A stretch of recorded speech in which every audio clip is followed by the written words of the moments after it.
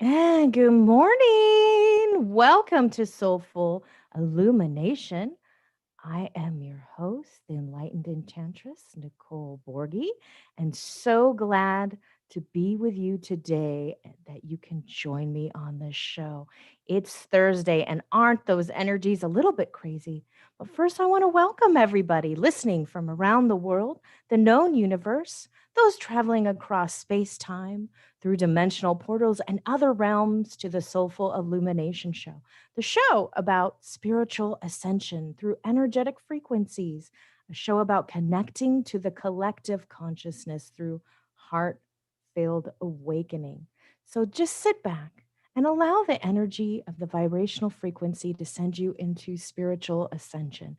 That's what this show is about. Who am I? I'm your host, the Lady of Laughter and Light, Nicole Borghi. I'm a crystal Reiki master, a psychic medium. I am a soulful coach. I'm holistically here to connect you to your mind, your body, and soul, that big power of oneness. How do we do that? That's through that heart awakening. And you can look up my program, book a discovery call. I'm on illuminatevegas.com. That's where you can find me and articles and wonderful things. And to this week, I just put up my Etsy shop. It is essentialjourneysus.com. And on that shop, I am pleased, so pleased to show these beauties, because right now, with the way our energy is, we need to connect to our heart. Hopefully you can see that little beauty. It's got shungite, lapis lazuli, rose quartz for your heart, and a raven. And that raven is here to help you into that ascension and to travel, right? You can learn more on my Instagram, my Facebook, or at my Etsy shop. It's got absolutely everything on there. That is dragon's blood jasper, and jasper is great for emotions and healing strength. It's This one too has shungite in it, which is a great dark stone for protection of EMFs and protection into your astral travel. So just check those out. Also, mahogany obsidian on this beauty right here. And it's all about skulls. And skulls to me represent not only Halloween and Dios de Muerta, but they also represent connecting to your ancestors. And if you want to create a passage, a safe passage to the wisdom connection of what is your ancestors, right? That's what we want to do. So you want safe travel, connection to your ancestors, connection to the Akashic record. That's what they do. Ancestors, I'm all about Illuminate Vegas and Soulful Illumination. This show is about wisdom, life, death, and the rebirth. And that is such a beautiful thing. Let's look at also, you know what? The oil of the week, represented by doTERRA here. And I am an oily person, wherever you get it from, because these are anointing oils behind me. It's a fabulous oil with jojoba, sage, and palo santo. Those clean, clear, cleanse your home. So does frankincense. Frankincense goes back years, right? It brings the mind, it opens the mind. It changes the cells at a molecular level, at a cellular level. You can change your DNA. There are pages and pages of scientific proof. If you go to pubmed.com, that's pubmed.com, and you can look up frankincense. Also, the Alzheimer's Association. It's all about brain power. And we're going to talk about that with my guest today, the brain power. Part of that brain power is, what do you do within, right? So you don't go without. Look within your soul and your connection to mind, body, and soul. It's not just about your head, it's about your heart. And it is about what you put into your body. And if you want to transcend and heal at a stronger molecular weight, you want to do things like utilizing essential oils that not only clean and cleanse your space and your auric field, but they help connect you to your ancestors. And that's what it's about. That's what I'm about, is to give you that empowerment. Let's go into our reading for this week. The energy reading for this week is about love and truth. It's your love for yourself, the truth for what you understand, the truth that you know, and the truth that you are working on knowing. What is that knowledge that you are seeking? The truth is there. You need to feel into it. Is the truth that you're expressing, whether it's verbally, physically, emotionally, is that the truth of the space outside you, which is the energy? Or is that the truth which you understand? We really need to start looking within ourselves. So I have some notes here. So I'm going to look down for a minute. That we need to look at the fractions of us, the fractals of us, the fragments of us, the dimensions. When you want to understand that is you at a deeper level, you need to understand what are the facets of you. What do you know? What have you experienced? And what do you know is truth now? And a great way to feel that is just breathe in, breathe out, feel your heart, and you ask yourself, self, is that true? Is this feeling mine? Is this feeling true? And if it's heavy, it's a non truth. If it's light, it is a truth. It's kind of like using a pendulum. It's a yes or no. And you need to feel within that. If you're having too much of a conflict in that truth, then there's some deeper work that you need to do. And that's where I come in and I help out a lot with people. But right now, the energies are strong. We know that. I'm not telling you anything you don't know. I am just reminding you and guiding you on the correct path. That's what I'm here for, is to just be that little voice that whispers and says, hey, guess what? You're on the right path and I'm here to guide you. So the cards of the day, and I love cards because they give us a visual, and these will be up on the website today after the show. It's called the Prison Wave. And what she talks about is self-sabotage, poverty, and consciousness. And when we look inside, it's not all bad because the truth of the energy is here and you are polarizing the energy. But what are you putting out into the universe? So what you have to ask yourself is what's inside? What's going on inside at a subconscious level? And what am I projecting into my consciousness? You want to look at that because are you projecting a hurt? Are you projecting a pain? Are you projecting a thought and emotion that's yours? You have every right to think and feel and do, but you don't want to express such negative emotions because that means that you're hurt inside. And when we have anger and when we have depression, it is a hurt that we are putting out. It is an energy that we are putting out. And we are allowing, when we are at that moment of hurt and pain, we allow other pain to come in. And that's through people that we live with or through people that we know. So we want to turn it around so the group of people that we are uniting with are of a positive ascension. They're of a positive power. They're of magical, wonderful fairies and unicorns. But make sure that you take care of you. And as you take care of you and you open your heart, you can open your mind and you can understand where is that thought of you? What are you seeing right now? The next card is a beautiful dragon card. And on this dragon card, it talks about the gold, silver, violet flame dragon. And the violet flame, we know, is such a beautiful, strong energy that holds us. And this card is more the opposite. So once we get enlightened and understand where we're standing in ourselves and our emotions, this one transmutes the old around you. So letting go of that negative energy, that is so much the energy of what is now. We need to let go of that old thought pattern and move forward. This is the time to hop on that broomstick in October and move forward and let it sail, right? So get rid of the energies around you, the old you, and get into the wisdom, the grace. And it's time to transmute. So you get magic healing and offer service under grace. So when you're healthy and you're happy and you're in a better energetic state, you can help others and others will help you. So it's reciprocity. And that starts with you first. The other thing is looking at expanding your awareness.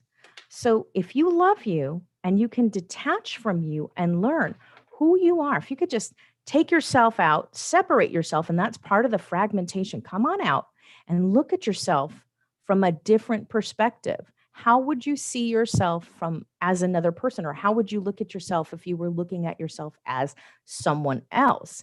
And that is part of that inner child connection and that shadow. So you want to look at be aware of what is going on and understand it.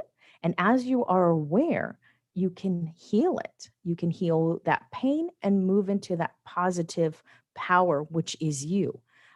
Don't resist the truth. Let go of that pain. And in order to do that, you need to understand you so you can work on that and move forward. The three rune stones that I like to pull up today are Thorizaz, Fehu, and Burkano. And I just had my rune stone drop, but I will put those up on the site. Thorizaz is protection and warning.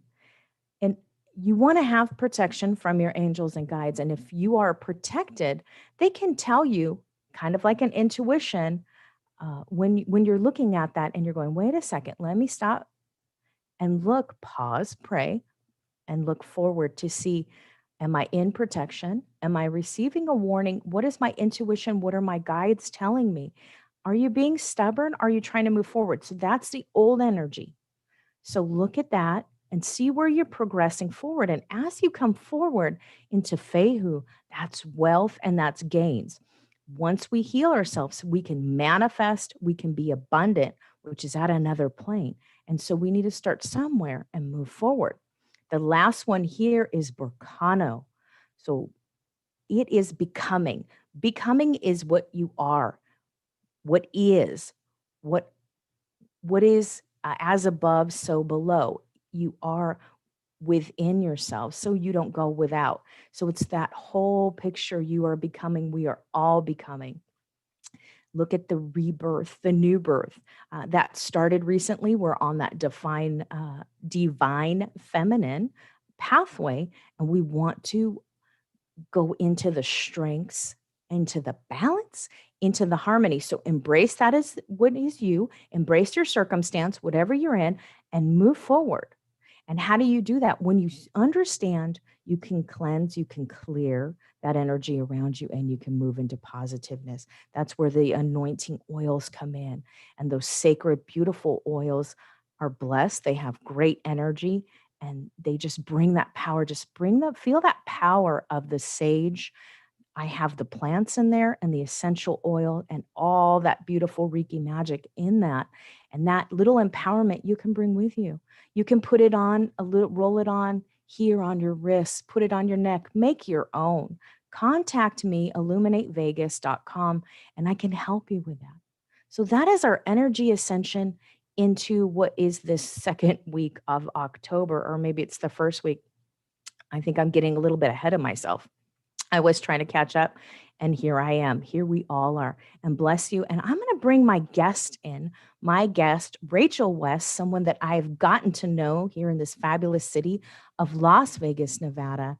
And she is a wonderful person, and she works with the power of the brain and reprogramming and moving into educating you together. And she works with you one-on-one. I'm going to let Rachel share what she does and how she does it, because she is just so magic about that. If I can get that interview. There you are.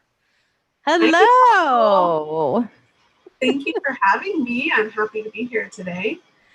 Thank you for coming on today. It is such a pleasure to have this format to share with other people in that togetherness, into that bringing that conscious forward and learning who we are and kind of how do we reprogram ourselves and how do we get out of the mess, which is us, and move forward. But I'll let you go ahead and take that. Okay. So I am Rachel, and my business is Empowering Growth. I'm a personal growth coach, and I am a certified master neuro-linguistic programming practitioner and a master timeline therapy practitioner. So those are, for those of you who don't know what those are, NLP explores the relationship between how we think. That's the neuro. It's how we communicate both with ourselves and with others. That's the linguistic. And it's our patterns of behavior and emotion. That's the programming. And it can be used to improve your communication with others or yourself. It can be used to overcome fears, to improve your self-esteem and your confidence. It can be used to develop better relationships with those around you. And timeline therapy is a holistic technique. It's used at the unconscious level. It's working with your unconscious mind, and it allows you to gain emotional control over your life by discovering the root as to what holds you back from what you truly desire. So I focus on mindset, and I work with my clients to discover what that root is that holds them back. Whether that's in relationships or their finances or maybe their own self-sabotage. So I work with them to figure out that root problem. It's sometimes so unconscious that we're not even aware that it exists there. So when we're young, I'm going to say before the age of 7, that's our imprint years. So the people who are around us the most in that time period, whether it's your parents or grandparents or a teacher, maybe a sibling, whoever has the most impact on you at that time can influence your thoughts in that period. Maybe it's a doctor and they diagnose you with something. Like when I was in kindergarten, 5 years old, I was diagnosed with a learning disability. And so as a kid, and you hear the doctor say that, you take on that belief as your own, which may or may not be true. And so I took it on to be true. And so I believe that growing up, probably until the last couple of years, I thought I wasn't smart. And I thought that I wasn't a good reader because the way that I learn, people have to teach it to me to make sense. If they're showing me or telling me, I'm not going to understand it. And so I think that that's why I was diagnosed with this, because they were showing me how to do something or telling me how to do something, and I just wasn't grasping it because it wasn't making sense to me. And so I carried this belief that I wasn't smart, I wasn't a good reader, and therefore I just thought I wasn't a good writer, because if I can't read, I can't write. And so I carried this belief my entire life that I had this learning disability, when in actuality, that wasn't the case. And it was a doctor that told me at 5 years old that I had this learning disability. And to find out now as an adult, it was just a made up belief that I carried with me. And, it's amazing how the mind works. And if you're told something, you could take it on to be true. I grew up in the Catholic religion, and very, very early on, again, I knew that that just wasn't congruent with me. And because, you're born into it and you don't know any different. So you take that religion on to be yours because your family gifts it to you. And so I left. I walked away from the Catholic Church and religion, and started at 14 years old searching for my own identity, my own religion, my own beliefs. And I'm still on that journey. I'm evolving constantly and growing and adding in new things and new beliefs. So it's just amazing that I'm in this work and can help people work with their mindset, go back and discover beliefs or decisions that they created that no longer serve them, and help them release that so that they can move forward. And that's so great, because it is something that's dear to my heart, is also being diagnosed at a young age. I spent a lot of time in the hospital. And I was told, constantly through high school how dumb I was. And so I didn't never fought it. I was just like, okay, whatever. But I had acceptance with it, in a sense, and it didn't bother me too much. But as I grew older, I really understood where it had that pattern, because I see people nowadays so often that want to be in that victim stage where they feel that they're not enough, and they feel that they don't have enough power. They feel they don't have enough of their own power. They want to be in that victim stage, and they want to stay, and I don't really want to say stupid, but they want to stay, well, okay, if they've labeled me with this dyslexia, which I was told I couldn't read. And so they labeled me with that, and I see other people doing that, and they want to stay in that, and they want to be rescued, and they want to be given things. And to me, it's like, well, wait a second. You don't have to be unempowered. You can be empowered. And how do you work with people to say, what is your experience? Let me say, rephrase that. What is from your experience? How do you use the programming that you have to help people get out of that, where they can succeed and grow and be self-empowered? Yeah. So the thing is that secondary gain, that's where they want to stay in it. They want to stay as the victim because Mm, it gets them something more rewarding than if they were to get help.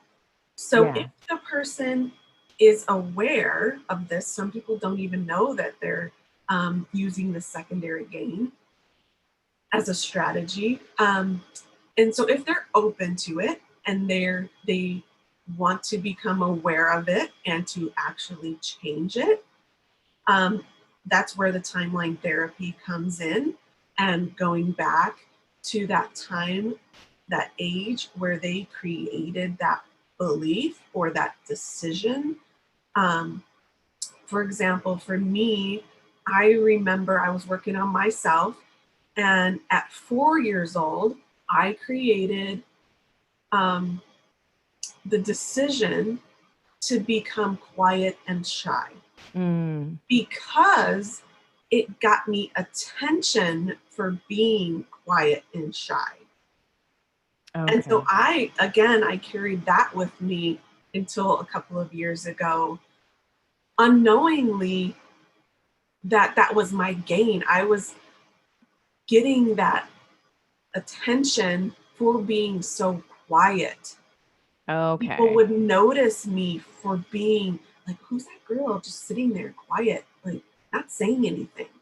So it's interesting how our brain works, and as kids how we create this to get us something that we're lacking at that moment, and then we carry it with us. So I would say you have to be willing to put in the work Mm. to change the results and give up that secondary gain to move forward in life.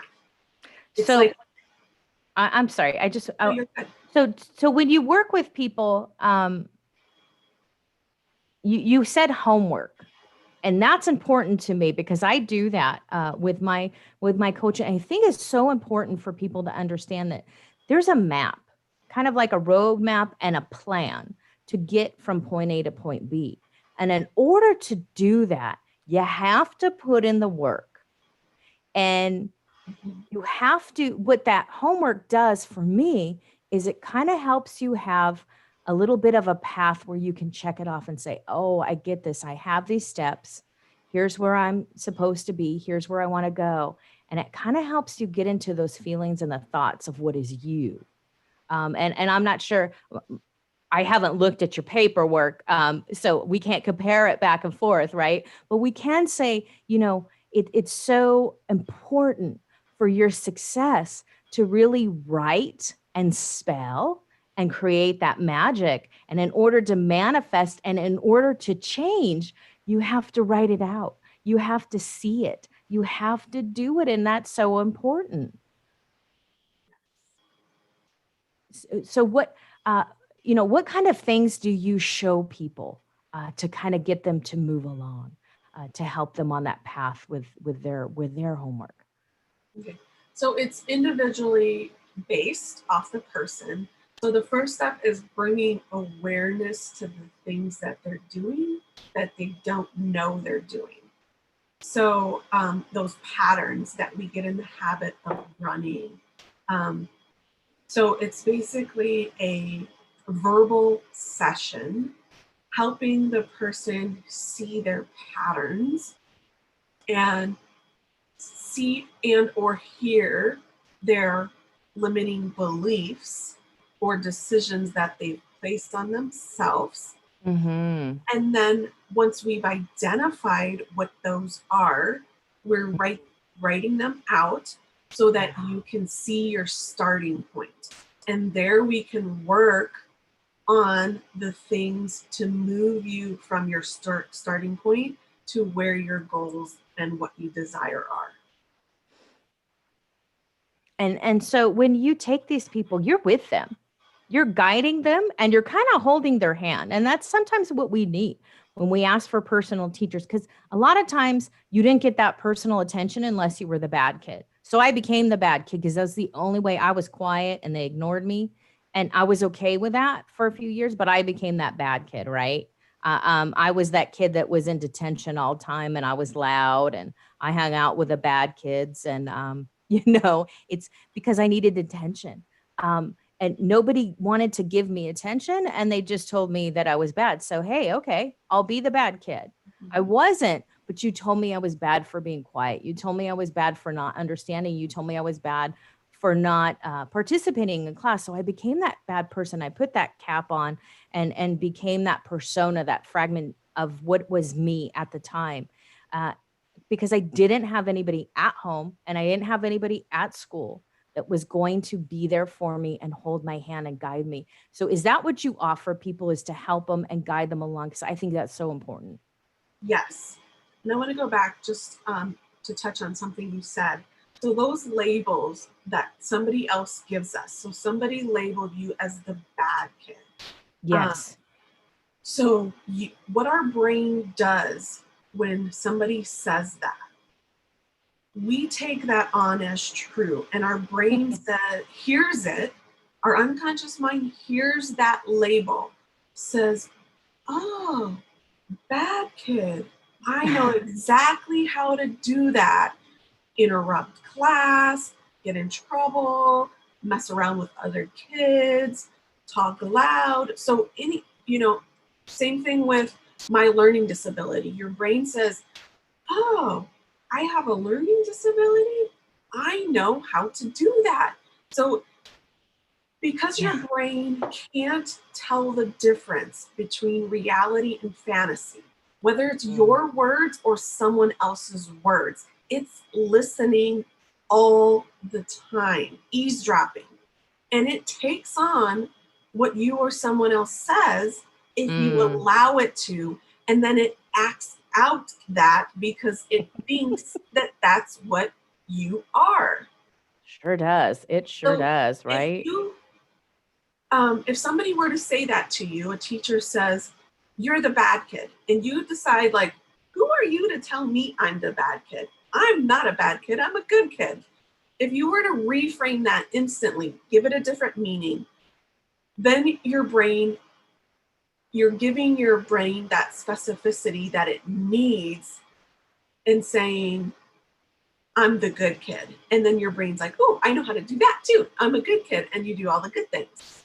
So whenever someone labels, it's important to remember that no matter what it is, you have the ability to reject that label right then and there and tell your mindset, your brain, your unconscious mind, the truth, the reality of what you are, and knock that label right down right there.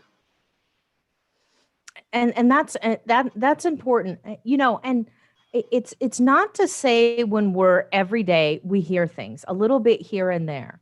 And I do want to separate this because sometimes we get so involved in a name and sometimes we get so involved in a label. And sometimes, I, how I kind of put it is, when you say I'm a janitor back in the day, let's say I have a job, just to create a picture, I have a job, I'm a janitor. I'm the guy that scrubs up and cleans up, or I fix little things here and there. And now it becomes the superintendent of porcelain bowls or whatever. What does that mean? Does that really represent you? It's kind of a falseness. We give certain things like certain simple things a name, like a desk. It's an atom, it has energy, and it's okay to utilize those phrases for the purpose of understanding the conversation, right? I'm Nicole, you're Rachel. We're having a conversation. That way, people watching know this one's Nicole, the crazy lady over here with essential oils and all the woo-woo stuff. And this beautiful being over here, Rachel, is the neuro linguistic programmer. And so you can identify, and that's what we do. And certain labels at certain times are important. And I want to let people know that sometimes those are important. Some on a second level, there are labels aren't necessarily detrimental when they're going back and forth. We're human. We think, we feel, we laugh, we have comedy, we talk about things, and that's in conversation. If you're having a conversation one-on-one and it's a continuous detrimental feeling, that can be a bad thing. But if it's just in passing and somebody says something, kind of just scruff it off. We get so involved in everything that everybody else is doing. It's not your business what other people think or say. Get out of it. Really, really get out of it. And I'm sorry, guys, because spirit is so like right now, it's intense for me right now, because you need to get out of that. It's not important. And people would tell me, oh, why don't you care when people say this or that? Slough it off. I really don't care. If I am having a conversation with somebody that I friend, or somebody I'm networking with, or somebody that I'm compassionate about, or somebody that I'm sharing a meal with or something, and they're saying something, that is different. That can be attacking or that can be loving. But these little things here and there on the TV, on the media, shut it off. The more you listen to it, the more you're programming that negativity, and the more you're programming that victimhood. So take it back, take it all back, take back what's yours, detach yourself, get rid of that negative energy, cut the cords to things that you are not attached to, and bring back in all those little attachments to energy that we don't need to attach ourselves to for long periods of time. So let that go. Just cut that cord and let it go. If you need help, contact me. I'll help you. But you can't attach yourself to everything, because you lose such energy. And that's why we are having such an impact at a soul level. And then it affects our brains. It affects our hearts. And we just want to close off, or we want to close out. And that's the energy of now. And that's what that's representing. But let some of that stuff go. If it's something that you're working with, somebody that you love, or a friend, or somebody that you're encouraging, there's things that you can do to teach these people how to come up, and how to pull yourself up by your bootstrings, and just tie those bootstrings tight and stand up straight and use your free will to make a decision and be empowered. There's such a difference. And we try to get everything in the middle all mixed up, and we stir the pot constantly. And it has nothing to do with it. It's ingredients in the stew that you don't need. You just need a few, little salt, pepper, and maybe a spice or two, but don't make it crazy. Don't take on everybody else's stuff. Um, and that's very important, because I talk to clients all the time about stuff that, look, that doesn't matter. That's not part of you. Let that go, because let's really look at, because if you try to heal and work with all that little bitty stuff, the little things that don't mean nothing, you'll never get to the important part of that is you, your true self, your subconscious, or your inner child, your shadow, whatever, however fragment of you that you're looking at. You can't fix and repair it if you're worried about what everybody else is doing. It's not your business. because otherwise, if you stay in that energy, you will never grow. You will never gain, and you will never be empowered. And it's so important when somebody like Rachel is teaching you how to reprogram yourself, and really get to the crux of what is you, getting to that nitty gritty, getting to help and reach out and respond to people. Do you find that people just are, when they first come to you, that they kind of have like this big plate of stuff? Yeah, I do. Um, Most people, I'm going to say the majority, if not everybody, has this plate, or I call it a backpack of rocks. These things that we just um, bring on, that energy you're talking about, the beliefs, the labels, and we just take the rock, throw it in our backpack. Here comes this, throw it in our, so it's getting heavier and heavier and weighing us down. So when people come to me, their backpacks are full. They're tired, Mm, they're hurting, they're in pain. yeah. And so my job as their personal coach is to start releasing those rocks, taking them out, throwing them in the trash, getting rid of them, and lighten their load, Yeah. lighten their energy, lighten their environment. Yeah. And it's you as a coach have the ability to kind of be the detachment for them, and to be their eyes and their ears, and say, because when people say, well, why do I need somebody? It's more like because you need somebody that isn't in your space. You need somebody that's not in your monkey mind, and somebody that's not promoting those little fear gremlins standing out here and telling you that same tape of stuff. And a lot of times, people, guys, we understand the theory of what we need to do, or we understand that there are tools that we have, but in doing it ourselves, it doesn't work the same. It's kind of like having the car but not being able to drive it, right? When people do that, what are some other things that you do? Kind of, how do you analyze people when you come in, when they come into you? I think that I'm always interested in how people look at their people and how they guide them from day one.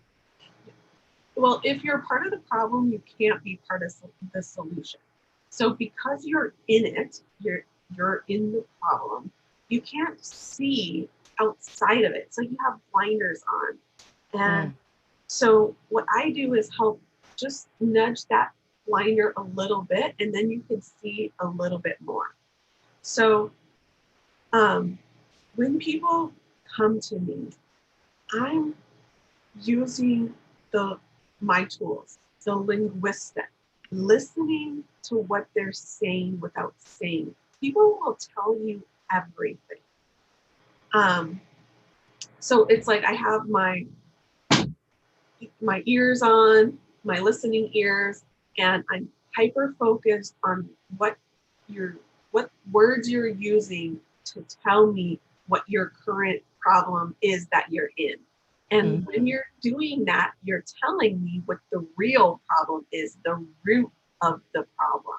mm, So, um, something light that everybody can relate to, a lot of people procrastinate. So if you're coming to me and you have this problem of procrastination, you're telling me that that's the problem. But I know that's not really the problem. And so as we're talking, it could be, it's going to be different for everyone, but it could be that um, maybe you don't believe in yourself. So mm, you're saying that the problem is procrastination because that's what your belief is right now. Um, and you're unaware that the real meaning is that you don't believe in yourself. So you're using this mask of procrastination. Well, if I don't do the work, then I don't have to show people that I right. really don't believe in myself, or that I'm not capable of doing what I want, or I'm not worthy of doing that.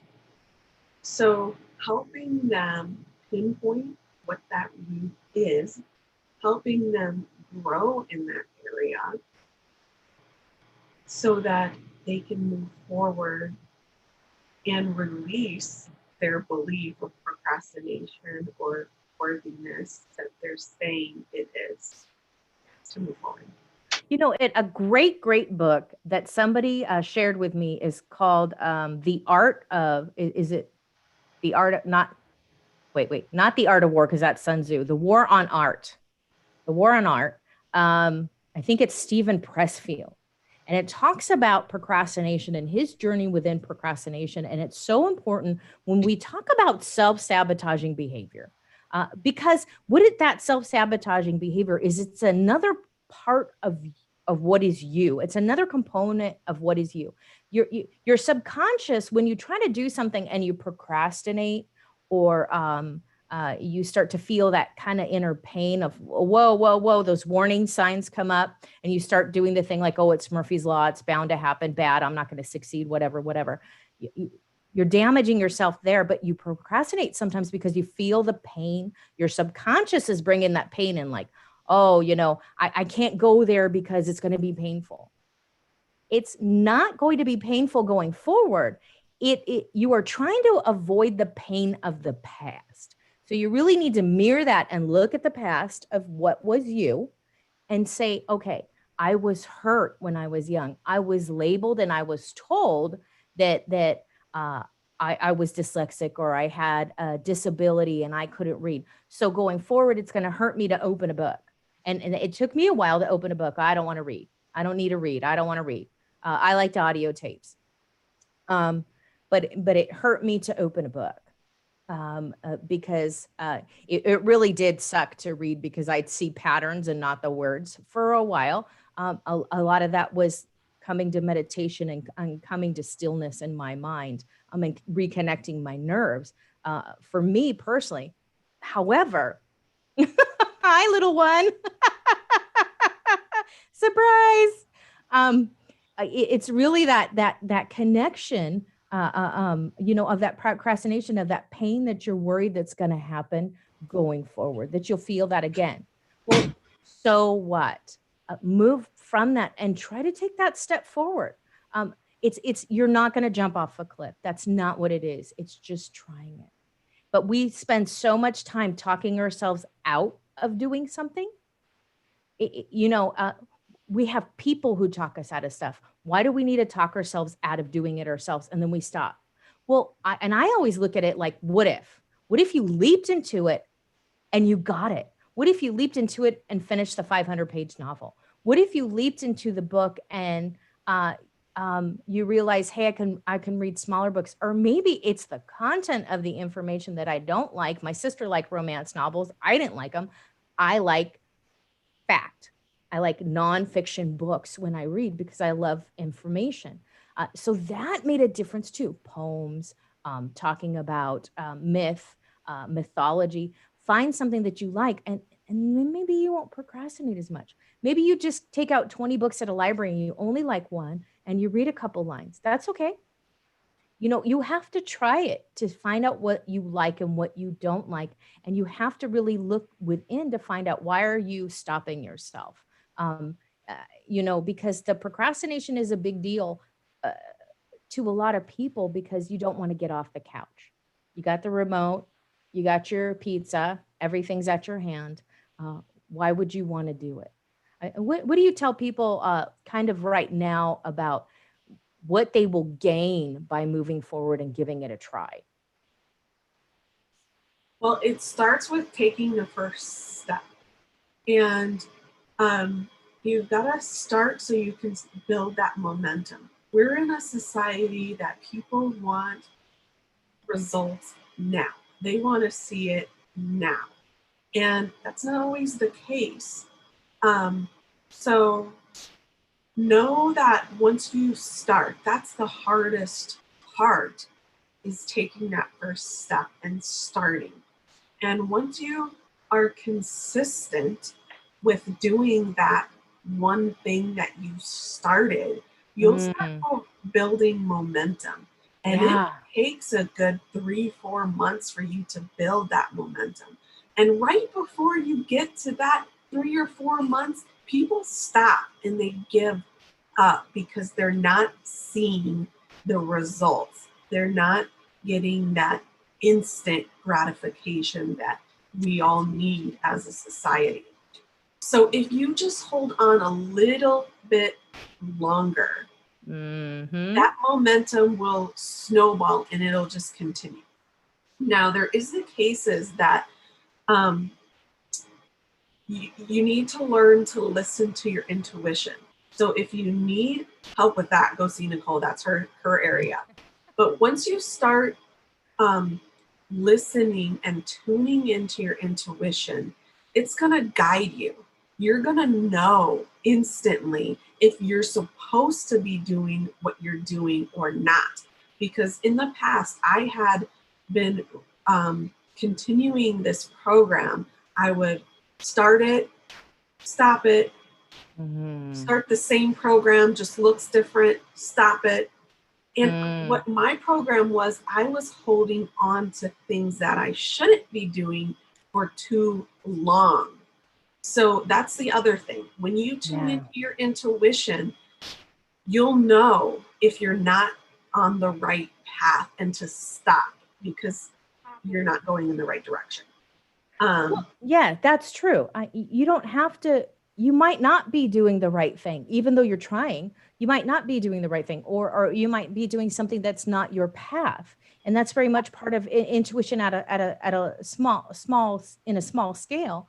And that's okay. But stopping that and saying, is this serving my highest and best? Is this serving my goal? And you can check that out, look at that again from a different standpoint. And that's great to see that. Yeah. And I want people to know that as you're trying these things, you're taking that first step in whatever direction you choose at the moment today. What are you choosing today to take the first step in? And if that's not the right path or the right direction, it's not a failure. It's not, oh, I made the wrong choice or that was a bad decision. No, it's a learning experience. So you take what you learned from that, what was positive about that experience, and then you make the next decision. What is the next path? What is the first step on that path? And you start going in that direction. And same thing, until you find the right path that you're supposed to be on, it's okay to take the ones that might not be, because everybody's on their own journey. And all of those paths that you're choosing are there for a reason, to give you a lesson or a learning to make you that much better on your next path. But people tend to not see it that way. And they think, oh, I took this path, I made this decision and it didn't work out. And oh, I'm a failure. Or that's so embarrassing. Now everybody's going to know it didn't work out because everybody saw. That's okay. Keep going. And I just like to add one thing with that. When you're on the journey of self-discovery, which I'm on like every day, it's not only sometimes fail and move forward and learn from that, but it's the chance to learn, because later in life you're going to look at those failures. They may actually have been successes, and you didn't interpret it that way. The other thing to do is to say, what have I gained? How did I become enriched? What did I learn from it? So that way, as I grow, I can take different facets of me, of what hat I wore as a beautician, the hat I wore as a cook, the hat I wore as, bless you, the hat I wore as when I was in law enforcement. It's all different hats, but they've taught me so many different lessons, and it was so beautiful. And now the path again into intuition, into what am I now, and what lesson do I have to share with others? And it's beautiful. This way, when we journey into that, bless you, we journey into understanding who other people are, understanding how they represent us, at a soul level, and to represent that connection, and how to really either connect or talk to people. And that was huge for me for many years. The reason I didn't speak publicly, or the reason I didn't get on a video, was not that I was afraid. It was, what do I have to say? And how do I articulate it? Because I don't want to say it with brute force. I don't want to say it and push my opinion on you. I want to share it in a loving manner, in a way maybe that's fun, or in a way maybe that you haven't heard before, or maybe a simple life hack way that you can kind of wrap your mind around, because you've heard it, but it didn't compute because it wasn't something that you could kind of understand, or uh, uh, or something that you can relate to. And I think relationship is huge, because when we can relate to stuff, we will open up to understand, oh, okay, this is what it is. This is how it works. It's not all bad.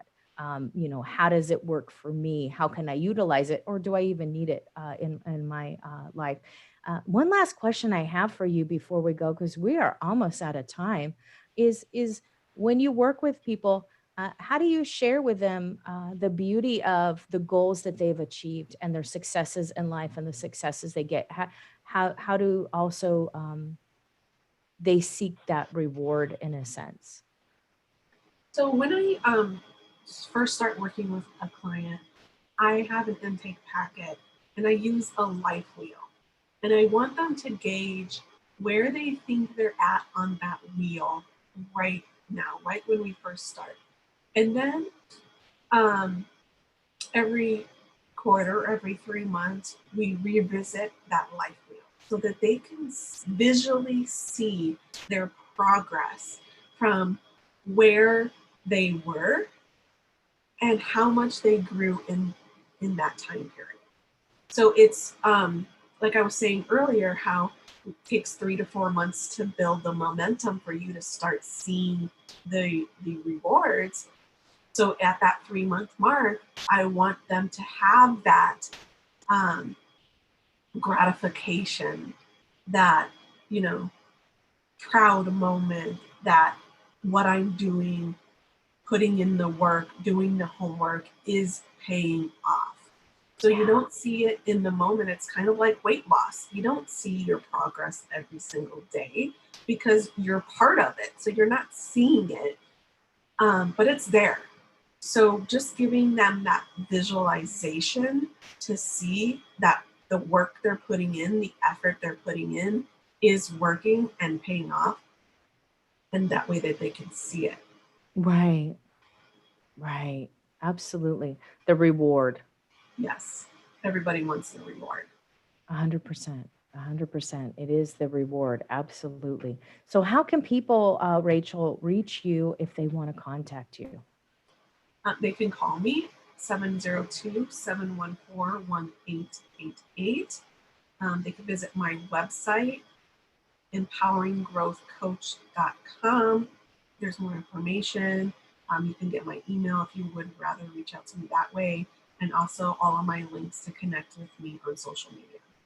Absolutely. And I will have the links up on YouTube, on the YouTube channel, Illuminate Vegas. All the links for Rachel will be there on the show today. It is live, but you will have all that information by the end of the day. And thank you so much, Rachel, for coming on. It's always a blessing having you here, and tell your little one hello, because she's just a little angel. And great. Have a great day. And thank you so much for being here. Yes. All right, guys. Love you. See you next week, Thursday. Have a good one.